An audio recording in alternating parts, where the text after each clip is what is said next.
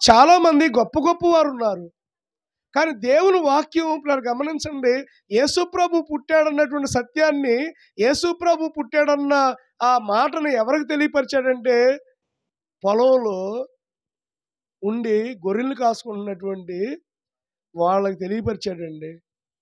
యాజకులు ఉన్నారు, శాస్త్రులు ఉన్నారు, పరిసయ్యులు ఉన్నారు, ప్రవక్తలు ఉన్నారు, చాలామంది దేవుని బిడ్డలు ఉన్నారు. కానీ వారెవ్వరికీ తెలియనటువంటి విషయం, అద్భుత రీతిగా పొలంలో ఉండి పని చేసుకునేటటువంటి ఒక గొర్రెల కాపర్లకు తెలియపరిచాడండి. నిజం చెప్పాలంటే ఆ రోజుల్లో ఉన్నటువంటి పరిస్థితిని బట్టి గొర్రెల కాపర్లు పని విలువ లేని పని. చాలా గొర్రెల కాపర్లు ఎలా చూస్తారంటే, ఇప్పుడు పాలేరుకి ఎవరినైనా విలువిస్తారా? ఎవరు చూడండి, మన వ్యవసాయాల్లో కొంతమంది ఇళ్లలో పాలేరులు ఉండేవాళ్ళు. గబుక్కున చీటికి మాటికి కూడా పాలేరుని తిడతారు, పాలేరుని ఏదో ఒకటి అంటారు. అంటే బాగా తక్కువగా చూస్తారన్నమాట. పాలేరుని చాలా తక్కువగా చూస్తారు. అలాగే అక్కడ ఉన్నటువంటి యోధా సమాజంలో ఈ గొర్రెల కాపర్లని చాలా తక్కువగా చూస్తారు. ఎవరు కూడా వీళ్ళని ఇష్టపడరు, ఎవరు కూడా వీళ్ళని లైక్ చేయరు. అంటే ఒక రకంగా చెప్పాలంటే వీళ్ళు తృణీకరించబడిన వారు. ఎవరండి వీళ్ళు? ప్రజల చేత తృణీకరించబడిన వారిని దేవుడు ఎన్నుకున్నాడు. ఆమేన్, హల్లెలూయా. అర్థమవుతుందండి? ప్రజలు ఏం చేశారు? వీళ్ళని తృణీకరించారు. కానీ ప్రజలు తృణీకరించినటువంటి వీరిని దేవుడు ఎన్నుకొని యేసు ప్రభు పుట్టాడన్నటువంటి సత్యం మొట్టమొదటిగా తెలిసిపోయింది ఎవరికంటే, పొలంలో పని చేసుకునే గొర్రెల కాపర్లకండి. వాళ్ళకి ఏం తెలియదు, ప్రవచనాలు తెలియదు, చదువు లేదు, వాళ్ళకి అంత జ్ఞానం కూడా లేదు. వాళ్ళ పని ఏంటంటే గొర్రెలను తీసుకెళ్ళటం, ఆ పొలాల్లో వాటికి మేత వేయటం తప్ప వాళ్ళకి ఏమీ కూడా తెలియదు. ఆ రాత్రి నిజంగా ప్రభు యొక్క దూతలు వారి దగ్గరికి వచ్చి వాళ్ళతోనే దేవుడు మాట్లాడాడండి. ఈ రాత్రికాల సమయంలో కొన్నిసార్లు తృణీకరించబడినటువంటి మనల్ని దేవుడు ఉన్నతంగా ఆయన ఏర్పాటు చేసుకునేటటువంటి వాడు. ప్రజలు మనల్ని ఏం చేస్తారంటే కొన్నిసార్లు తృణీకరిస్తారు. మనల్ని ఎప్పుడైతే ప్రజలు తృణీకరించారో గుర్తుపెట్టుకోండి, దేవుడు మనల్ని ప్రేమిస్తున్నాడు. ఆమేన్. ప్రజలు ఎప్పుడైతే మనల్ని తృణీకరిస్తున్నారో ఒకటే గుర్తుపెట్టుకోండి, అప్పుడే దేవుడు మనల్ని ప్రేమించడం ప్రారంభిస్తాడు. దేవుడు మనల్ని పట్టుకోవడం ప్రారంభిస్తాడు. దేవుడు మనతో మాట్లాడడం ప్రారంభిస్తాడు. కాబట్టి తృణీకరించబడినటువంటి గొర్రెల కాపరుల్ని దేవుడు జ్ఞాపకం చేసుకొని వారి దగ్గరకు దూతలు వెళ్ళి ఏం చెప్పారంటే, నేడు రక్షకుడు మీ అందరి కోసం పుట్టాడని చెప్పాడండి. దేవుడికి పుట్టాడని చెప్పారు. ఓకేనండి, పుట్టాడని చెప్పారు కదా. చెప్పగానే వీళ్ళందరూ ఏం చేశారు తెలుసా? ఏం చేశారు వీళ్ళందరూ? చెప్పండి. ఎగిరి గంతులేశారా? యాక్చువల్గా క్రిస్మస్ అంటే చాలామంది ఈ రోజున రకరకాలు, మొన్న నేను యూట్యూబ్లో ఏదైనా క్రిస్మస్ పాటలు కొత్త ఏమన్నా వచ్చినాయని చూస్తే పిచ్చి పిచ్చి పాటలు చూడండి. మనకి క్రైస్తవ ఉద్యోగ కీర్తనలో కానీ, పాటల పుస్తకాల్లో కానీ, ఆంధ్ర క్రైస్తవ కీర్తనలో కానీ క్రిస్మస్ పాటలు ఎంత కమ్మగా ఉంటాయి. ఇందా పాడారు మన సహోదరులు, వీరవల్లి సహోదరులు, పల్లెర్ల మూడోళ్ళు, తేలప్రోలు, మన సహోదరులు అందరూ కూడా పాడారు చక్కటి పాటలు, పిచ్చి పిచ్చి పాటలు. అర్థమవుతుందండి? అదేదో చుక్క అంట, అదేదో అంట, ఇదేదో అంట, అసలు మీనింగ్లెస్ సాంగ్స్ వచ్చేస్తున్నాయి ఈ రోజులు. ఒక అర్థమైనటువంటి పాటలు, అర్థమైనటువంటి ప్రసంగాలు, అర్థమైనటువంటి ఆత్మీయత లేకుండా పోయింది ఈ రోజుల్లో. బాగానే ఉంది, బాగానే చేస్తున్నాం, కానీ ఈ డాన్సుల ప్రోగ్రాం వచ్చేపాటికి తేడా వచ్చేస్తుంది. క్రిస్మస్ అంటే యాక్చువల్గా డాన్స్ వేయించడం నాకు అస్సలు ఇష్టం ఉండదు. నేను అందుకే చెప్తాను, 12 సంవత్సరాల లోపు వాళ్ళు ఒకళ్ళు వేస్తే వేయాలి. 12 సంవత్సరాలు దాటిందా వాళ్ళు స్టేజ్ ఎక్కి డాన్స్ వేయటానికి పనికిరారు, అంటే వేయకూడదు. చిన్నపిల్లలు వేస్తే అదొక సంతోషం, లేదా స్కిట్ చేయొచ్చు, మంచి కథ ఏదన్నా మనం స్టేజీ మీద క్రిస్మస్కి సంబంధించి చేయొచ్చు. కానీ పిచ్చి పిచ్చి డాన్సులు, అలా వేయకూడదండి. దేవుని సన్నిధానంలో అలా వేయకూడదు. ఎందుకంటే దేవుడు పుట్టింది డ్యాన్సులు వేయటానికి కాదు. అర్థమవుతుందండి? దేవుడు పుట్టింది డ్యాన్సులు వేయటానికి కాదు. దేవుడు ఆ కలవరి శిలువలో వేలాడింది మనం డ్యాన్సులు వేయటానికి కాదు. కలవరి శిలువలో వేలాడింది లేదా ఇంకోటి చేయటానికి కాదు. అసలు ఆయన ఎందుకు పుట్టాడు? మనల్ని రక్షించడానికి. ఆమేన్. ఎందుకు పుట్టాడండి? మనల్ని రక్షించడానికి. ఎందుకంటే మానవుడు తప్పిపోయాడు. యేసు ప్రభు వారు ఎందుకు పుట్టాడంటే నేను చెప్తాను, మనల్ని రక్షించడానికి, మనందరినీ కూడా రక్షించడానికి. అందుకే అన్నాడు, దావీదు పట్టణమందు నేడు రక్షకుడు ఎవరి కోసం పుట్టాడు? మనుషుల కోసం పుట్టాడు. అందరి కోసం పుట్టాడు ఆయన. అంటే ప్రతి మానవాళ్ళని కూడా రక్షించడానికి ఆయన వచ్చాడు. కానీ ఈ రోజున మానవులు యేసుప్రభుని గుర్తించట్లా. యేసుప్రభు యొక్క త్యాగాన్ని, యేసుప్రభు యొక్క సిలువుని, యేసుప్రభు యొక్క ఆ శ్రమని గుర్తించట్లా. ఇందాక మనం పాట పాడుకున్నాం. ఇందాక మన నానిగారు పాడారు. స్థలం కూడా లేదండి ఆయనకి. స్థలం కూడా ఆయనకి ఇవ్వాల. మరియమ్మ గర్భవతిగా ఉన్నప్పుడు 9వ నెల వచ్చేసింది. రోడ్డు మీద పాపం ఆవిడ నొప్పులతో ఉన్నప్పుడు కనీసం మినిమమ్ ఎవరో కూడా అమ్మా మా ఇంటికి తీసుకురండి, నొప్పులు వస్తున్నాయా, ప్లీజ్ మా ఇంటికి తీసుకురండి అని ఎవరు కూడా మరియమ్మని ఇంట్లోకి తీసుకెళ్ళలేదండి. ఈ రోజున మనందరికీ ఇళ్ళు ఉన్నాయి. ఉన్నాయా లేవా చెప్పండి? మనందరికీ ఇళ్ళు ఉన్నాయి. కానీ యేసయ్య పుట్టడానికి ఇల్లు లేదు. ప్రపంచం అంతా అయిందే, సృష్టి అంతా అయిందే, ఆకాశము భూమి అంతా కూడా అయిందే. కానీ ఆయన ఉండటానికి ఇల్లు కూడా లేదు, స్థలం కూడా లేదు. ఎక్కడ పుట్టాడు ఆయన? రోడ్డు మీద పుడితే ఆ పశువుల పాకలోకి తీసుకొచ్చారు. ఆ మరియమ్మ రోడ్డు మీద కంది ఆయన్ని పశువుల పాకలోకి తీసుకొచ్చారు. మొత్తానికి దేవునికి స్తోత్రం. ఒక మార్గం ఎవరైనా మూసేస్తే 7 మార్గాలు తెరుస్తారంటారు కదా. మొత్తానికి ఆయనకి పశువుల పాకన్నా ఇచ్చాడు. ఎవరో ఒకళ్ళు ఏమని ఉంటారు, ఏమన్నా గప్పుకున్నా తీసుకెళ్ళండి, పశువుల పాకలో తీసుకెళ్ళండి, ఆ పాక ఖాళీగా ఉందని ఉంటారు. కానీ ఆ పశువుల పాకలో ఆ మురికిగా ఉన్న దగ్గర అక్కడ ఏముంటుంది చెప్పండి? ఏముంటుంది అక్కడ? నేను అనుకున్నాను ఈ సెమీ క్రిస్మస్ మామూలుగా నాకు తెలుసు ఒక 100 మంది అవుతారు అనుకున్నాను నేను ప్రార్థనలోనే. కిషోర్ కూడా అన్నాడు, కిషోర్ వద్దులేండి ఎందుకంటే చాలా ఖర్చుతో కూడుకుంది, ఖర్చు పెట్టడం ఎందుకులే అని అన్నాడు. నేను కూడా అనుకున్నా ఖర్చు ఎందుకులే, మళ్ళీ అనవసరంగా టెంటు ఈ యొక్క బల్లలు ఇవన్నీ డబ్బులు అవుతాయి, ఎందుకంటే ఆ డబ్బులు పెడితే భోజనాలకు పెట్టుకుంటే బాగుంటుంది కదా అని భోజనాలు ఆల్రెడీ ఏర్పాటు చేసి సరే వసారులో చర్చి ముందు పెట్టేసుకుందాం అనుకుంటే నేను ప్రార్థన చేసుకుంటుంటే దేవుడు ఒక ప్రేరేపణ ఇచ్చాడు. ప్రేరేపణ ఇస్తే ఆ ప్రేరేపణ బట్టి టెంట్ ఆయన అడిగితే పర్లేదండి ఎంతో కొంత ఇవ్వండి మీరు, నేను వేస్తానని చెప్పి పాపం ఇవన్నీ వేసి చక్కగా సెట్ చేశారు. మీ అందరూ కూర్చోవడానికి పరజాలు వేసాం. ఓకేనండి. ఒకటి పరజా లేదనుకోండి కింద ఏముంటుంది గడ్డి. ఒకళ్ళు సపోజ్ ఆ పీట దగ్గర కూర్చుంటారు ఎవరైనా ఏమండి? ఒకవేళ సపోజు అంటే ఏమనుకోవద్దు, ఖాళీ లేదని అందరూ నిండిపోయారు, అక్కడ కూర్చున్నారు అనుకోండి, ఏమనుకుంటారో తెలుసా, అబ్బా శంకరపాల్ గారు కనీసం ఒక సాపు కూడా వేయలేదు అని అనుకుంటారు లేదా? అంటే మనము మట్టిలో కూర్చోవటానికే ఇష్టపడం. అవును కదండి? మనం మట్టిలో కూర్చోవడానికి ఇష్టపడం. మనం కుర్చీలో కూర్చోవాలి, పరజాలు కావాలి, అంటే మనకి పిల్లలు గమనించండి, సౌకర్యాలు కావాలి. మనం కూర్చోవాలంటే, మనం నివసించాలంటే సౌకర్యాలు కావాలి. కానీ యేసయ్య ఎక్కడ పుట్టాడు? యేసయ్య పుట్టగానే ఆయన తీసుకెళ్ళి వేసింది ఎక్కడ? పశువుల తొట్లో అండి.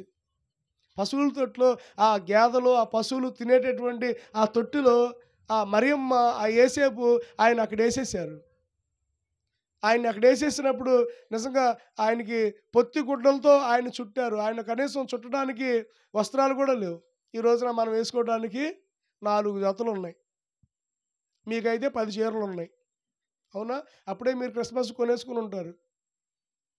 చెప్పండి, పర్లేదు, కొనేసుకున్నారు లేదా? అప్పుడే షాపింగ్లు అయిపోయినాయి. కానీ యేసయ్య పుట్టినప్పుడు కనీసం నేనేం చెప్తున్నానంటే ఒక తుండు గుడ్డ కూడా వాళ్ళ దగ్గర లేదండి. అర్థమవుతుందండి? ఒక ఒక చిన్న తుండుగుడ్డ కూడా ఆ పసిబాలుడిని చుట్టి ఆ తొట్టులో వేయటానికి లేదా అక్కడ వేయటానికి ఒక చిన్న తుండుగుడ్డ కూడా ఎవ్వరు ఇవ్వలేదండి. అయ్యయ్యో! పసిబాలుడు పుట్టాడు కదా అని చెప్పి ఆ ఇరుగు పొరుగు వారు లేకపోతే అందరూ కూడా ఏదో ఒకటి సహాయం చేద్దామని చెప్పి ఎవరు రాలేదండి. ఇద్దరే ఉన్నారు. ఎవరు? యేసేపు, మరియ. ఎవరున్నారు? యేసయ్య దగ్గర ఎవరున్నారు చెప్పండి? యేసయ్య దగ్గర ఎవరున్నారు? యేసేపు, మరియ. నిన్న ఒక సంఘటన జరిగింది. అంటే వేరే అనుకోమాకండి, నేనేమి రాజకీయాలు ఏం చెప్పను. నిన్న జగన్మోహన్ రెడ్డి గారు పుట్టినరోజు. ఓకే. ఈ రాజీవ్ గాంధీ బొమ్మ దగ్గర దాదాపు 50 మంది ఉన్నారండి. 50 మెంబర్స్ ఉండి అంటే పుట్టినరోజు చేసుకుంటున్నారు. ఓకే, మంచిది, నేనేం దాని గురించి అంటలా. పుట్టినరోజు చేసుకున్న చక్కగా అందరూ సరదాగా కేక్ కట్ చేశారు, తిన్నారు. అంటే ఒక వ్యక్తి పుట్టినప్పుడు 50 మంది పుట్టినరోజు చేసుకున్నారు. అలాగే ఇంకోసారి 50 మంది చేసుకొని ఉంటారు, ఇంకోసారి 100 మంది చేసుకొని ఉంటారు. మనం పుట్టినప్పుడు 100 మంది చేసుకుంటారు, మనం పుట్టినప్పుడు అవి చేసుకుంటాం. కానీ యేసయ్య పుట్టినప్పుడు ఒక్కడు కూడా లేడండి. ఈవెన్ 1% ఆ పుట్టినటువంటి పసిపాలుడైన యేసయ్య దగ్గరికి వచ్చి నిజంగా ఆయనకి చూసినవాడు, ఆయనకి సహాయం చేసినవాడు, ఆయనకి ఏదైనా వస్త్రాలు ఇచ్చినవాడు, లేకపోతే అమ్మ మరియమ్మ గారు ఇక్కడ పుట్టాడా మీ అబ్బాయి, అయ్యో ఇక్కడ పుట్టాడా, మా ఇంటికి తీసుకెళ్దాం రండి, లేదా మా ఇంటి దగ్గర పెడదాం రండి అని చెప్పి ఒక్కళ్ళు కూడా ఆదరించినటువంటి వాళ్ళు యేసయ్య దగ్గర ఎవరు లేరండి. కొన్నిసార్లు మనల్ని కూడా ఎవరు ఆదరించరు, కానీ మనల్ని ఆదరించేది చూసేది ఎవరో తెలుసా? యేసయ్య. హల్లెలూయా, దేవుని స్తోత్రం కలుగును గాక.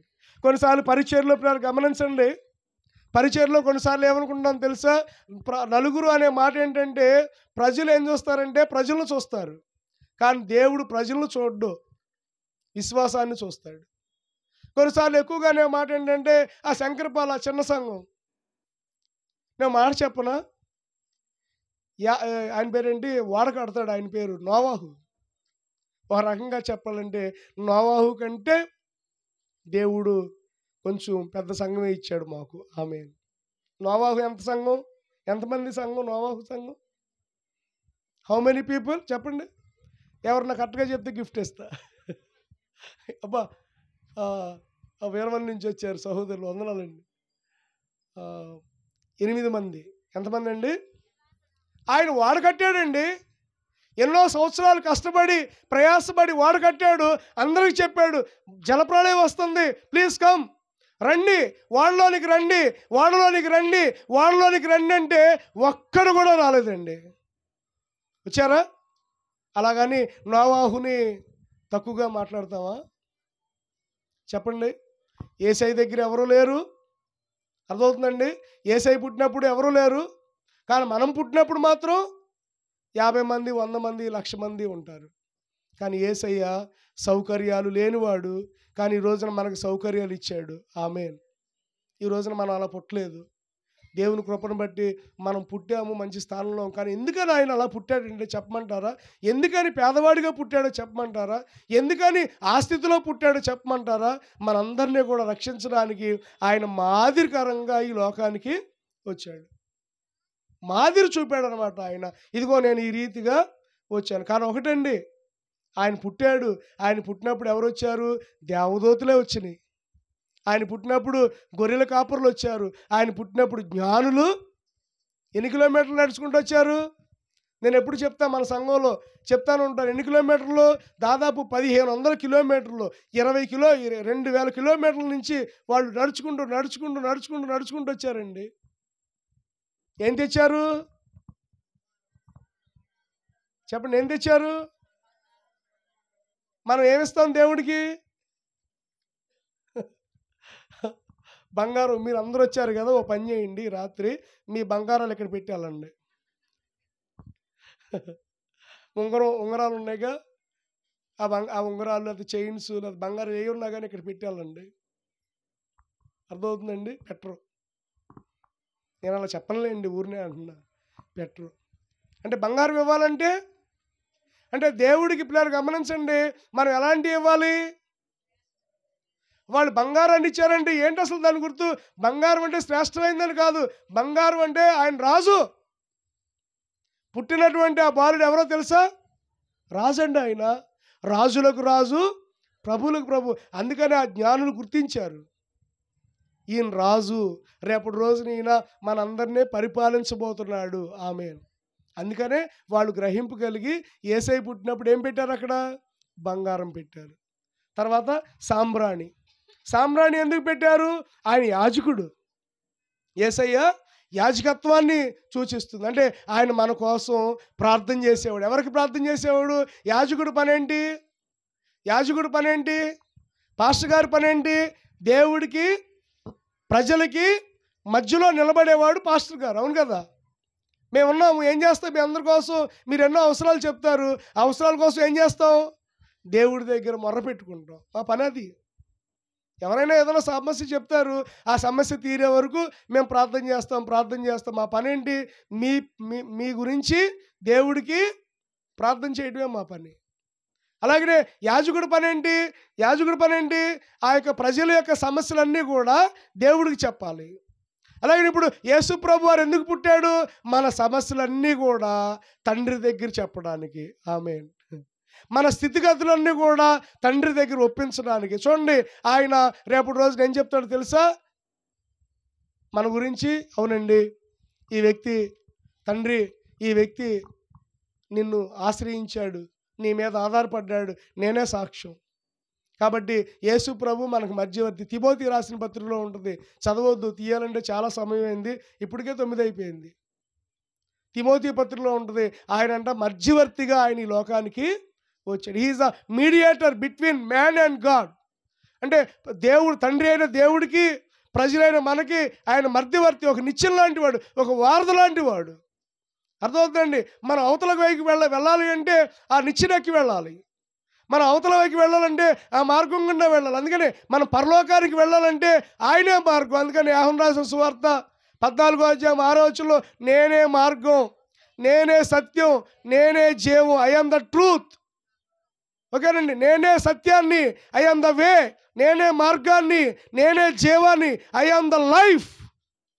నేనే సత్యం, నేనే మార్గం, నేనే జీవం అని చెప్పి అన్నాడు. ఎవడైనా సరే తండ్రి దగ్గరికి వెళ్ళాలంటే నా ద్వారానే వెళ్ళాలి. ఇంకెవరి ద్వారా వెళ్ళటానికి వీల్లేదు, వెళ్ళలేరండి. మనం పరలోకానికి వెళ్ళాలంటే యేసయ్యే మార్గం. యేసయ్యని అందుకనే మనం నమ్ముకోవాలి, యేసయ్య మీద మనం ఆధారపడాలి. నేను ఒక విషయం చెప్పాను మొన్న, నేను గమనించండి. ఇక్కడ వాసన్నయ్య ఉన్నాడు, కనబడుతున్నా నాకు, లోపల ఉన్నారు. ఓకే, నేను చెప్పాను, గమనించండి. 12 ఏళ్ల వయసులో, యాక్చువల్గా చిన్నపిల్లలకు బాప్తిసాలు లేవు. 12 ఏళ్ల వయసులో వాసన్నయ్య గారు బాప్తిసం తీసుకున్నారంట. ఆయన సాక్ష్యం ఏంటంటే, కేరళ నుంచి ఒక ఆయన వచ్చి మారు మనసు గురించి చెప్పాడంట. చెప్పినప్పుడు వాసన్నయ్య గారు ఆయన దగ్గరికి వెళ్ళి అన్నాడంట, ఏమండి నాకు కూడా బాప్తిసం ఇవ్వండి అన్నాడంట. ఆయన అన్నాడంట, నీకు ఇవ్వకూడదయ్యా, నువ్వు బొడ్డోడివి, నువ్వు చిన్నపిల్లోడివి. సరే, నీకు ఇప్పుడు నేను వాక్యం చెప్పాను కదా సంఘంలో, నీకేం అర్థమైంది అన్నాడంట. అన్నయ్య గారు అన్నాడంట, మీరు చెప్పిన వాక్యం ఏంటో నాకు తెలియదు కానండి, గమనించండి, మీరు చెప్పిన వాక్యం ఏంటో నాకు తెలియదు కానీ రేపు రక్షణ లేకుండా నేను చచ్చిపోతే నరకంలో ఉంటానని నాకు అర్థమైంది. అర్థమైందండి? మీరు చెప్పిన వాక్యం ఏంటో నాకు తెలియదు, కానీ నేను ఒకవేళ రక్షణ లేకుండా చచ్చిపోతే నేను ఎక్కడుంటాను? నరకానికి వెళ్తాను. ఆ విషయం నాకు తెలిసిందండి, కాబట్టి నేను చచ్చిపోతే నరకానికి వెళ్ళకూడదు, నాకు బాప్తిసం ఇవ్వండి అన్నాడంట. అప్పుడు ప్రార్థన చేసి బాప్తిసం ఇచ్చాడు ఆ పాస్టర్ గారు. ఇప్పటి వరకు కూడా యథార్థంగా దేవుడి పనుల్లో, దేవుళ్ళో నమ్మకంగా సేవ చేస్తున్నారు. చాలామంది ఏమనుకున్నారు తెలుసండి? చాలామంది మారు మనసు అంటే అమ్మో బాబోయ్ అనుకుంటారు. చాలామంది రక్షణ అంటే అమ్మో అనుకుంటారు. రక్షణ చాలా విలువైందండి. అసలు రక్షణ పొందితే దేవుడు మన పక్కనే ఉంటాడు. ఆమేన్. అసలు దేవుడు మన పక్కన ఉంటే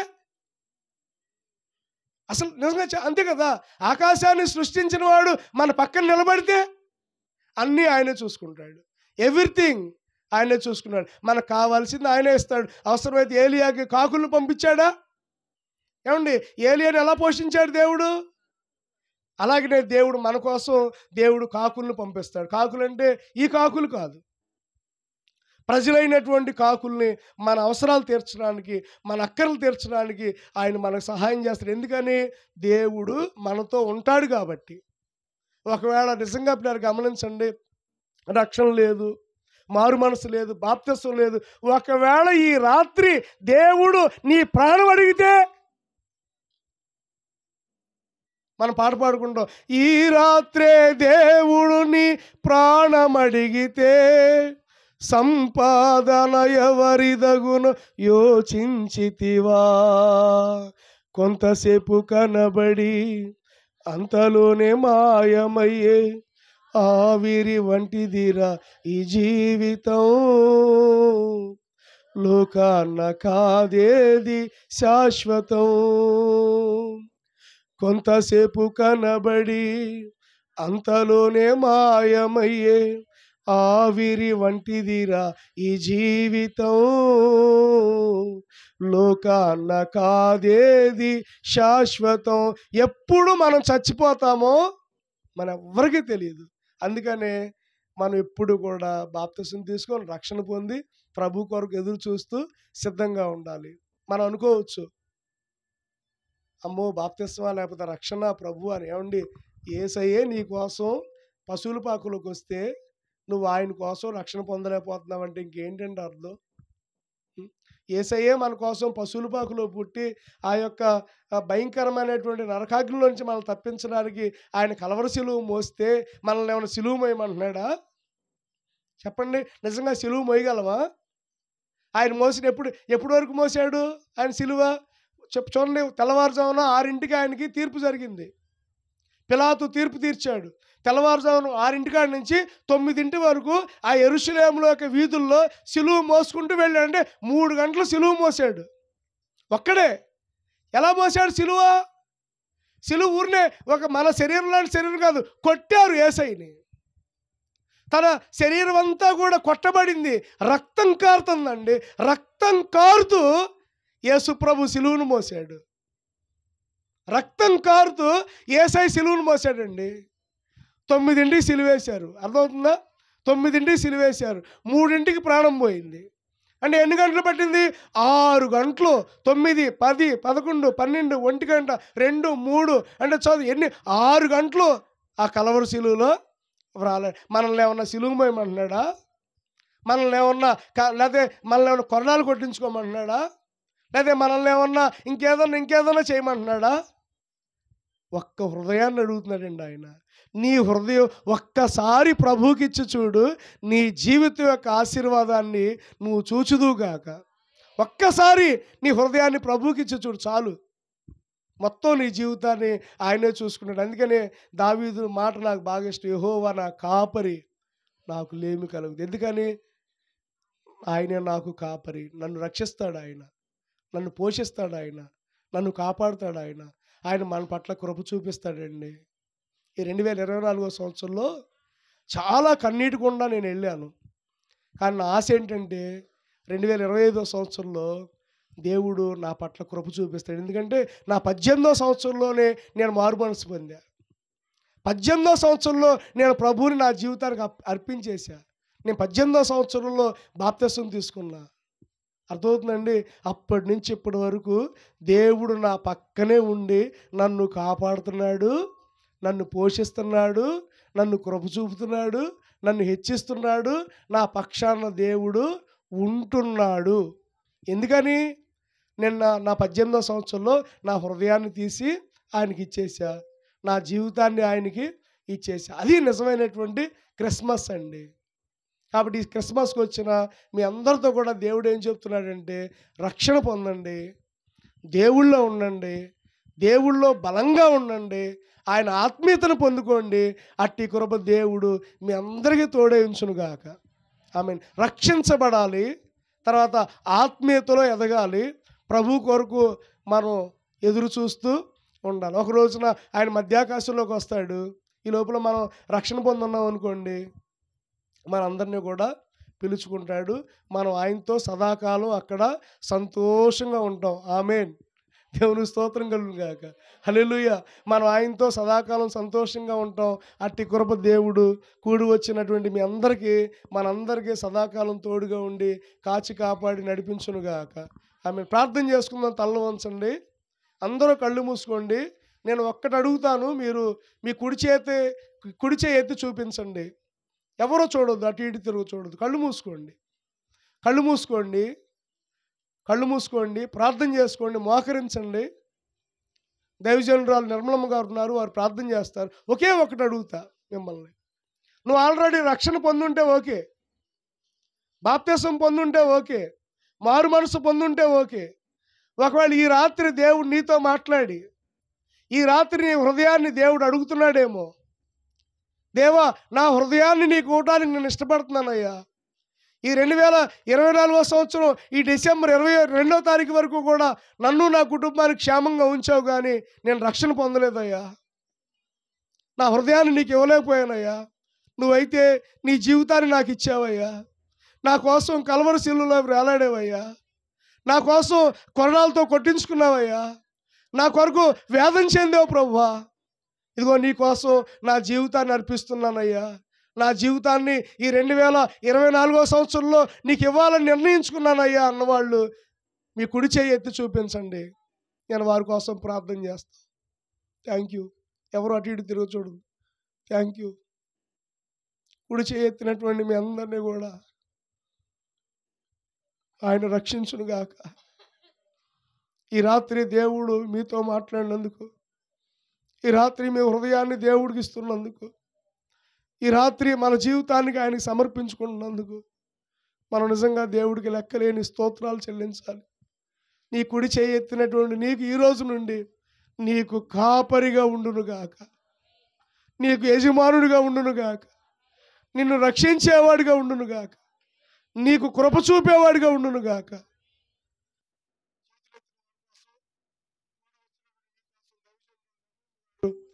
ప్రార్థన చేస్తారు.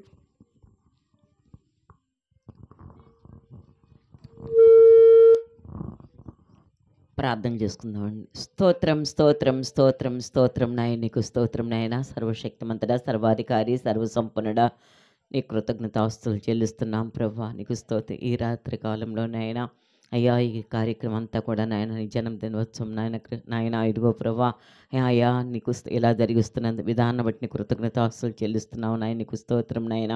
అయ్యా పరిశుద్ధాత్మదేవ చేయెత్తిన ప్రతి ఒక్క బిడ్డని కూడా రక్షణ మార్గాలను నడిపించమని ప్రార్థన చేస్తున్నాను నాయన. ఇంత గొప్ప రక్షణ నిర్లక్ష్యం చేసిన ఎడల ఎలాగూ తప్పించుకోగలరని వాక్యం సెలవిస్తుంది ప్రభా. అయ్యా నీకు వందనాలు. ఇదే అనుకూల సమయం అంటున్నారు తండ్రి. అయ్యా బిడ్డల హృదయాలు తెరవబడును గాకని ప్రార్థన చేస్తున్నాను నాయన. ఆనాడు లూది ఆ హృదయం తెరిచిన రీతిగా నాయన నీ బిడ్డల హృదయాలు తెరవండి నాయన. రక్షణ లేని బిడ్డలకు రక్షణ ఆనందం దయచేయమని ప్రార్థన చేస్తున్నాను ప్రభువా. అయ్యా నీకు స్తోత్రం తండ్రి. పరిశుద్ధాత్మదేవ నాయన మా కొరకు నాయన అయ్యా అన్ని ఐశ్వర్యవంతుడయ్యండి తండ్రి నాయన. అయ్యా ఏమీ లేని దరిద్రుడిగా ఈ లోకానికి వచ్చావు తండ్రి. ఎందుకంటే మమ్మల్ని నాయన ఐశ్వర్యవంతులుగా చేయటానికి వచ్చావు తండ్రి. నీకు స్తోత్రం తండ్రి. పరిశుద్ధాత్మదేవా నీకు వందనాలు వందనాలు తండ్రి నాయన. ఇంత మటుకుని దాసులు నాయన ఎన్నో అమూల్యమైన మాటలు మాతో మాట్లాడి ఉన్నారు ప్రభా. మీ దాసుల నోటి నుంచి పలికిన వాడు ప్రతి ఒక్క మాటలు కూడా నాయన ప్రతి ఒక్క బిడ్డ హృదయాల్లో ఫలింప చేయను గాక అని ప్రార్థన చేస్తున్నాను తండ్రి. అయ్యా నీకు స్తోత్రం. ఈ రాత్రి కాలంలో నువ్వు దర్శించునైనా అయ్యా రక్షణ మార్గంలో నడవట సహాయం చేతండి ఆయన. సంవత్సరం మొదలు సంవత్సరాంత వరకు కూడా అయ్యా నీ దయా కిరీటం ధరింపచేసి మరొక్క సంవత్సరంలో నాయన అయ్యా నడిపిస్తున్నారంటే ఒక కారణం ఉంది నాయన, ఒక ప్రణాళిక ఉంది నీకు తండ్రి. నీకు స్తోత్రం. ప్రతి ఒక్కరూ నాయన ప్రణాళికని గుర్తెరిగి నాయన రక్షించబట్టు సహాయం చేతండి. నీ కొరకు బలమైన పాత్రలుగా వాడబట్ట సహాయం చేయమని ప్రార్థన చేస్తున్నాను అయ్యా. బలమైన సాధనాలకు వాడబట్ట కృప అనుగ్రహించమని ప్రార్థన చేస్తున్నాను నాయన. ఇగో వచ్చిన ప్రతి బిడ్డని కూడా పేరు పేరుని దీవించి ఆశించిన ఆయన. అయ్యా ఎంతో ప్రయాసతో నీ దాసులు ఏర్పాటు చేసిన అయ్యా తండ్రి ఇంకిస్తూ పరిచర్లకు వెళ్తున్నప్పుడు వస్తున్నప్పుడు కూడా నీ కాపుదల భద్రత క్షేమం అనుగ్రహించమని ప్రార్థన చేస్తున్నాను నాయన. అయ్యా వీరవల్లిలో ఉన్న సంఘాన్ని అయ్యా పల్లేరుమల్లో ఉన్న బిడ్డల్ని కూడా నువ్వు జ్ఞాపకం చేసుకుని ఆయన. ఇతరాలపల్లో ఉన్న బిడ్డలను కూడా జ్ఞాపకం చేసుకుని ఆయన కొందనాలు. రక్షణ లేని బిడ్డలు నాకు నాయన రక్షణ దయచేయమని ప్రార్థన చేస్తున్నాను తండ్రి. ఇక్కడ కూడి అయిన ప్రతి ఒక్క బిడ్డని పేరు పేరు దీవించి ఆశ్రయించిన ఆయన. ఇదిగో తండ్రి పరిశుద్ధాత్మదేవ, మాతో మాట్లాడిన విధానం బట్టి కృతజ్ఞతాస్తుతులు చెల్లిస్తున్నాను తండ్రి నాయన. అయ్యా, ఈ రాత్రి కలను దర్శించునైనా, హృదయ ప్రేరేపణ దయచేసినైనా నాయన, ఈ ప్రయాస నాయన, ఈ 3 దినాలు నాయన జరిగించిన కూటాలను ప్రయాస వ్యర్థమ కాకుండా అయ్యా, ఎంతమంది నువ్వు నాయన ఆత్మలు రక్షిస్తావు మాకు తెలియదు, కానీ ఆత్మల రక్షణ దయచేయమని ప్రార్థన చేస్తూ నాయన, నీ నామానికి మహిమ ఘనత ప్రభావాలు మీరే పొందుకోమని యేసు పరిశుద్ధ నామం అడిగి వేడుకుంటున్నాను తండ్రి. ఆమేన్, ఆమేన్. ఆమేన్. అమ్మ, ఎవరికైనా ఆకలిగా ఉందా? దయచేసి ఒక్క పావు గంట సేపులో అయిపోద్ది. ఒక 3-4 పాటలకి డ్యాన్స్లు వేస్తారు పిల్లలు. మీరందరూ చూసి వారిని సంతోషించి ఆశీర్వదించండి. ఓకే. 9 అయింది. మనం 9:20 కల్లా ముగించేసుకుందాం. తర్వాత క్యాండిల్ సర్వీస్ ఉంటుంది. అయ్యా కిషోర్ అమ్మ, ఎవరన్నా డ్యాన్స్ చేయాలనుకుంటే వేసుకోవచ్చు.